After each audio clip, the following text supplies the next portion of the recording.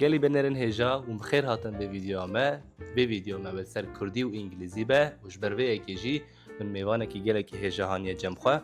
Mêvanê me navê wî Aydin e, mamoste Aydin bi Kurdî, bi Erebî, bi İngilîzî, Farsî, Fransî û sedaqallahul ezîm her tiştî dizane. Ji ber vî em ê li ser Kurdî û İngilîzî gotîbêjek bikin. Mamoste tu bixêr hatî. Gelekî spas malav me. Tu baş înşallah. Belê ez baş min çawana baş e?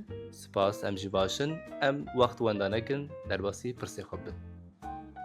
Belê, pirsa me ya ewil li ser merivatiya İngilîzî û Kurdî ye. Ka em binêrin İngilîzî û Kurdî çi qas merivê hebin? Kurdî û İngilîzî di heman malbatê de cî dikirin. Malbata zimanên Hind-Ewropî. Kurdî zimanekî Hindo-Îranî ye, zimanekî İranî ye, nêzîkî Farsî ye. İngilîzî jî zimanekî Germen e, di beşa Ewropayê de cî dikire. Zimanên Ewropayê de cî dikire. Di heman malbatê de ne lê merivê hebin. Em dikarin vêjin bira yan pismamê hebin yan dûriyê. Helbet em dikarin bêjin dûrî hebin çünkü mervantiya wan mervantiyekî pir kevne gelek salên berê. Ji ber wê em dikarin bêjin merivê hev ê pir dûr. Pismamê heb. Belê, tiştekî wan. Baş e. Belê, pirsa me ya duyem. Mirov İngilîzî bi Kurdî zûtir hîn dibe ya bi zimanekî din ji bo Kurda em dibêjin. Belê. Li ser vê gelek xebat hene, xebatên pir baş li ciyên cûr bi cûrên dinyayê. Lîteratûrekî mezin heye mirov dikare bixwîne. Lê bi kurtasî meriv dikare bêje yanî lêkolîn wisa nîşan didin. Mirov zimanekî biyanî bi zimanê xwe yî zikmakî yanî rewşa Kurdan de bi Kurdî hîn bibe baştir e. Yani mer dikare bêje İngilîzî mere bi Kurdî hîn bibe ne wekek mer bi Tirkî hîn bibe. Ne bi Erebî ne bi Farsî. Erê Farsî belkî ne wisa. Belê yanî mirov dikare tiştên wisa jî bibêje. Mixabin li ser rewşa Kurdan ji ber ku xebat zêde tune meriv nikare bi awayekî îspat bike ku vay rewş wisa ye. Lê dema ku mirov li çarçoveyê li lîteratûrê dinêre xebatên vî rengî nîşan didin ku mirov zimanekî biyanî bi zimanê xwe yî zikmakî baştir hîn. Baş e, spas. Pirseke din. Mamoste di Kurdî û İngilîzî de peyvên yanî kelimeyên ku dişibin hev hene dikarî çend heva ji me re bêjî. Belê helbet hejmareke baş heye. Mesela mirov dikare peyva star di İngilîzî de di Kurdî de dibe stêrk. Yan jî dema ku meriv bala xwe te hejmaran du li Kurdî de İngilîzî de dibe two. Yan jî mesela peyva hek bi Kurdî de di İngilîzî de dibe egg.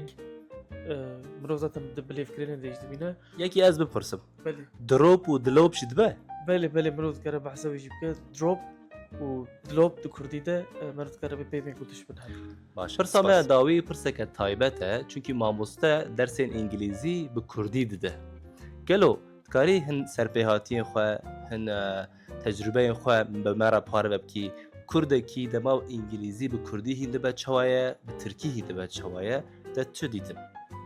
Belê ji bo min jî tiştekî nû bû, tecrübeyekî nû bû. Bi saya Kurdîxana Akademî helbet.